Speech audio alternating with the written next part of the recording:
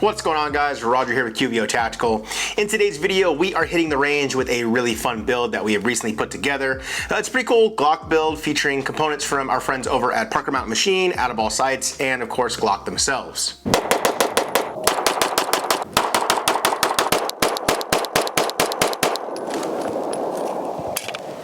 Now, before we dive into this video, guys, I just want to take a second to say thank you to everybody for all the support with our channel over the last couple of years.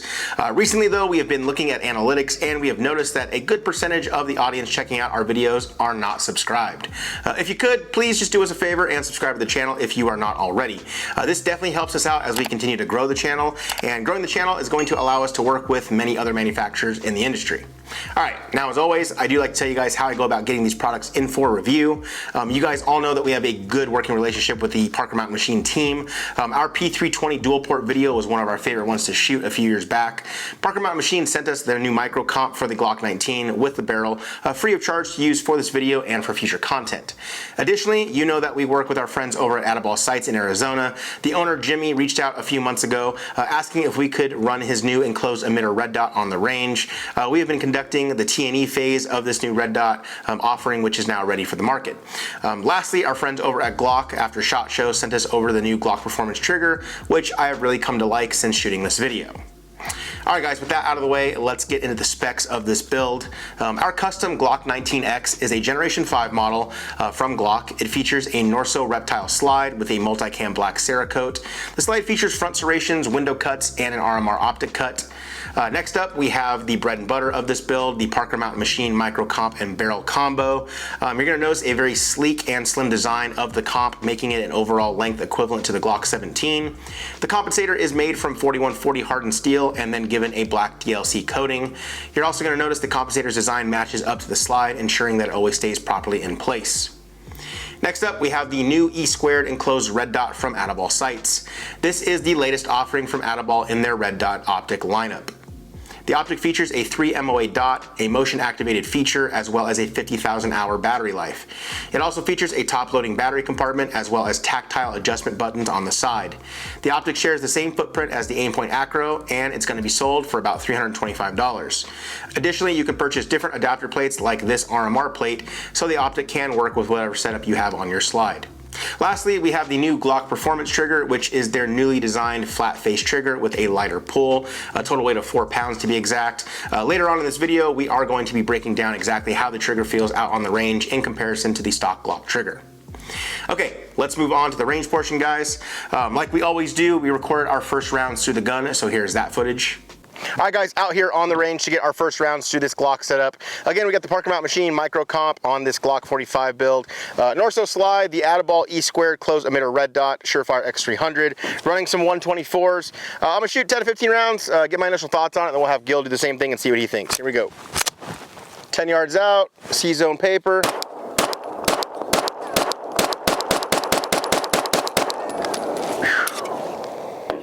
Very, very little recoil, easy to track the dot. This Glock Performance trigger definitely feels much nicer than the stock trigger. I did bring out a stock 45 that we'll compare to here a little bit in the video. Let's go down here. I threw a few low, and then there's a fly on here I was kind of chasing as well. But I mean, I think I shot 15 rounds, so 2 Charlie and 13 Alpha. I'll take that all day long. The trigger feels really good compared to the stock Glock. I've been doing a lot of dry fire with it, testing it out, and I'm liking the red dot. So let's have Gil shoot it, see what he thinks, and we'll continue on. All right, we got Gil up now for the same thing. Go for it, bud.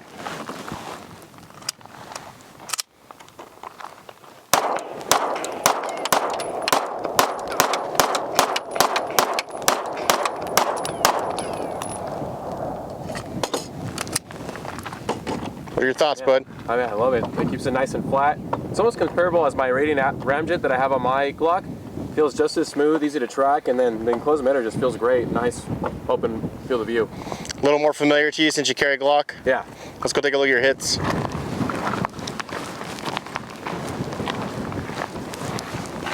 Pretty good, man. Looks like you got all Alpha, 1 Charlie.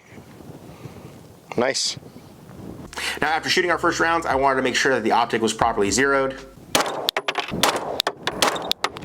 All right, so I don't know if these were the wind moving or just me way off, but then we got 3 that's pretty dang perfect. So a very, very rare thing to happen where we mount an optic and it's already zeroed, but I will take it. 10 yard zero, 3 rounds touching. Hey-oh. Now, I was actually pretty surprised that the optic was already zeroed. However, it made more sense to me when I talked to Jimmy, and he told me that prior to sending me the optic, he actually ran 200 rounds through it and got it zeroed on his Glock. So it made sense to why it was zeroed already. Now, in typical fashion, guys, I wanted to run some build drills. However, we recently received a really cool product that will be in a full-length video down the road on its own. However, we wanted to show you some of the capabilities of this product now. We just got the new SG timer from Shooters Global. This shot timer is unique because it will sync up with your phone via Bluetooth and allow you to use your iPhone to record your drill, while at the same time it overlays your split times and your total times within the video. To better explain this, check out this footage. Ready.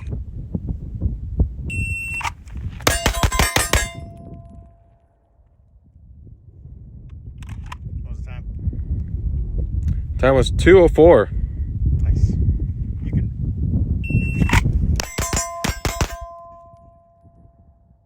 little bit of trigger freeze, but what do we get for time? 197. Hey-oh.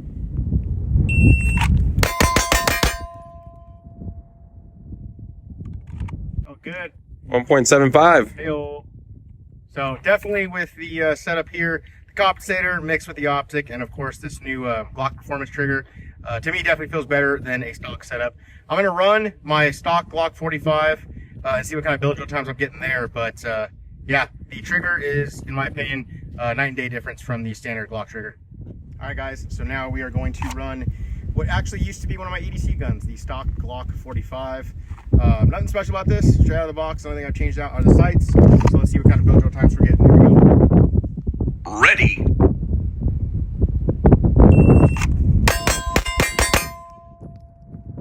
little bit of trigger freeze. 202. 202. So my best was like a 176 or 175 with the Glock performance trigger. We're at 202. Let's go again.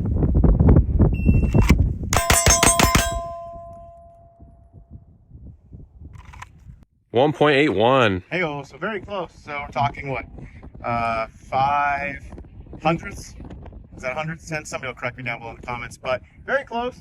I will say the Glock performance trigger is smoother. The brake is not as heavy. It's a little easier to get through. But I mean, Glock trigger to me has a very nice wall that you can get to. So I'm gonna run one more and see if I can get a very similar time to 175 or 176.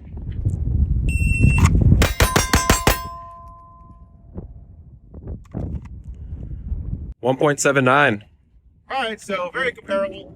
I guess the competition, we're looking at tenths, hundredths of a second, but I will say if you guys have the opportunity to shoot the Glock performance trigger versus the stock trigger, I think you will be pleasantly surprised with the Glock performance trigger. I do think it is a much nicer trigger. I'm gonna have Gil hop up here and do the same thing in reverse. So he's gonna run the Glock 45 stock set first on a couple build drills, and then we'll switch it over to the All right, we got Gil up now running the stock Glock 45 7-yard build drill, C-zone steel. Go for it. Ready.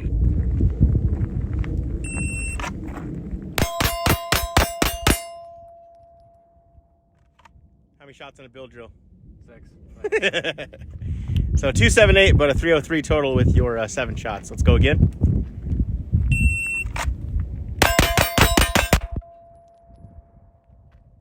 How many shots in a build drill? Was that 7? 244 for 6 shots and a 262 for 7. And I believe the last one was a miss, but we'll go again. Stand by.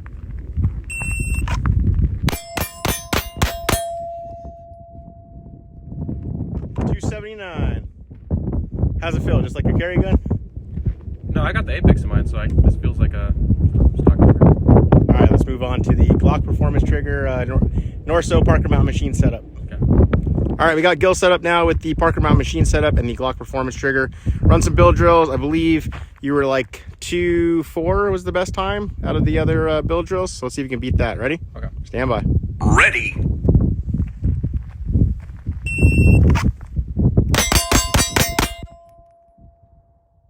$273. First shot was a 169. Let's go again. Ready.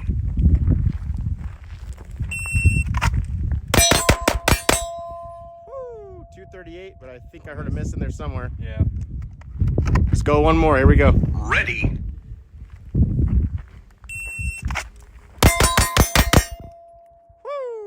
124 blazing, bro.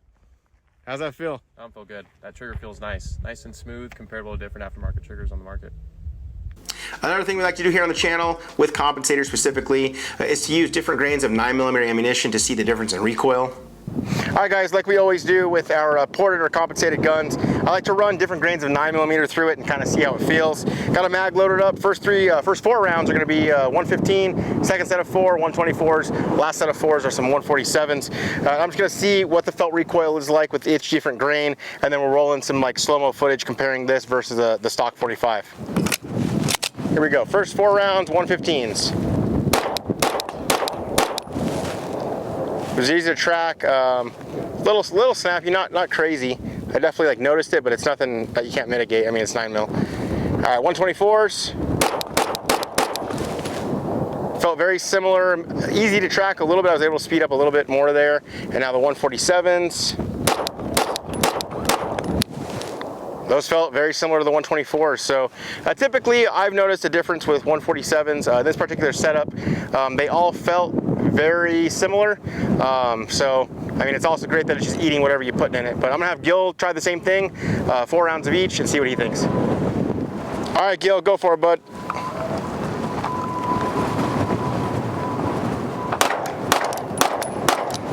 So 115s, you gotta yell, it's super windy. After feeling it, I mean, a little snappy, but I can still be able to control it with the 9mm. Let me try the 124s.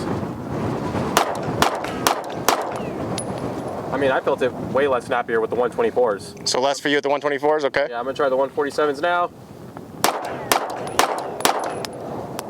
I mean, honestly, just like you said, I didn't really feel much of a difference between the 147s and the 124s. To me, it felt very similar.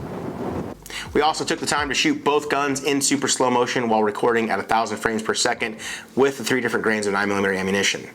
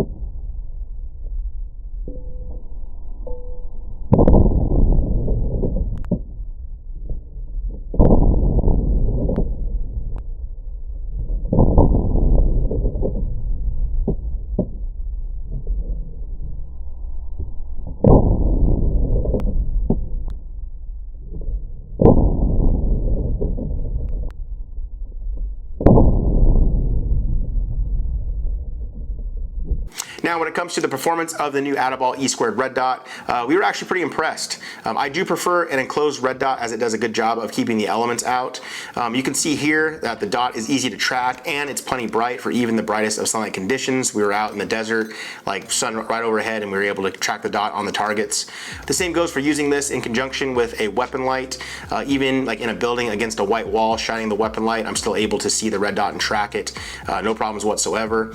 I would say my only gripe is going going to be the window size. It's pretty much the same size as an RMR. Due to the top loading battery, you'll notice that the housing is much thicker on top. This is great in regards to durability, as the top of the optic is what would most likely incur any fall damage if you dropped it, but you are going to notice that you sacrifice a little bit of your viewing window for it. Not a deal breaker at all, guys, but I've kind of been spoiled as of late with the larger non-enclosed optic windows that we've been shooting with. And one thing I want to make sure I cover for you guys are the holsters that you can use with this new optic. The holster that we were using out on the range is actually our secondary OWB holster made by us, QVO Tactical. It features our new fabric overlay Jungle Fire, which we designed ourselves and have brought to market. The holster also features multiple points of adjustable retention, and you'll notice here that you can attach a Safariland QLS fork. That way you can run it on your battle belt rig, no problems. Additionally, I know some of you are going to have questions about Safariland holster fitment. Here is my Safariland RDS ALS holster, which you'll see that it does fit. The optic was a little snug as it was touching the housing around it on the Kydex portion of the holster, so you might have to give it a little heat or just run it on the range for a bit. After a few draws though, I did notice it loosened up and I was able to use the holster just fine, locking it in on retention, no problems. Now for the new Glock performance trigger, I definitely think it's an upgrade from the stock Glock trigger, and I appreciate that it's from factory. You're gonna see here in the range footage though, there wasn't a significant difference with speed and time between the stock trigger and the performance trigger. Regardless, I still prefer the new Glock performance trigger as it did feel better to me. All right guys, while we're out here on the range, I wanted to take a second just to kind of break down the new GPT, the Glock performance trigger. Gun's clear, going down range. As you can see here, there's the pre-travel like normal.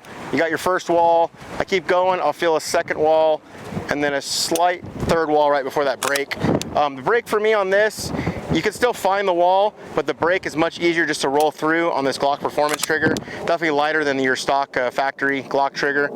I think it's worth the upgrade. Like, it does feel much better in my opinion than the stock one. Do you need it though? I mean, you guys saw from my range drills, my build drills, I was very close. I think it was like a 176 versus like a 181. Wasn't like a huge time difference, but I mean, if you're a competition shooter, that's everything. Like the tenths and hundredths of a second are how some stages and some matches are won by. So you kind of got to decide if the $100 is for you. I do like it. I do prefer it to the stock factory trigger, and I also like the fact that it's from Glock. So you know, a lot of people go with aftermarket triggers and stuff like that. It's cool to see Glock making one and bringing it to market as it's, you know, the manufacturer making it. But again, pre-travel, wall, and then a couple more, like, I feel like one or two slight small walls, and then that nice break there. So. All right guys, so now my overall thoughts on the entire setup. I definitely like how minimal the micro comp from Parker Mountain Machine is. It was interesting to me that the felt recoil was less with the 115s and 124s. It's kind of normally the opposite for me with compensators, meaning that I normally experience less recoil with the 147s. I know some of you are wondering, hey, like how does it compare to say like the arc reactor or the radiant afterburner? I'd say they're pretty comparable, guys. Maybe down the road we're gonna like take all three of those out and shoot them side by side, have different people shoot them, that way everybody can give their immediate thoughts. I think that's the best way to like tell you like right there shooting them next to each other how they feel. I definitely think that they all do a great job of mitigating recoil, but if you're undecided among the three, look at the additional factors. One's going to be availability, like who has what in stock. Between all three companies, they typically sell out pretty quick as they're like very highly sought items. Next is going to be cost. I know that the afterburner and the micro comp from Parker Mountain Machine are very similar in pricing. I believe the arc reactor is a little more since you're getting an entire slide. And then the other thing you have to look at is, where do you live? Can you actually have a threaded pistol barrel in the state in which you live in? I know California you cannot, so that's going to eliminate being able to have the Parker Mountain Machine comp, but the other two you might be able to get. So when you guys, if you take all of those things into consideration, you're gonna be able to figure out which compensator is the one that's gonna best suit your needs.